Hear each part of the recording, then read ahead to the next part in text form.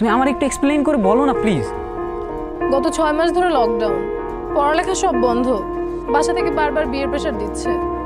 আমি বিয়ে করব না দেখে ভাইয়া আমার ফোনটাও নিয়ে গেছে। 2বার ছেলেপক্ষ দেখতে আসছে, আমি রাজি হইনি।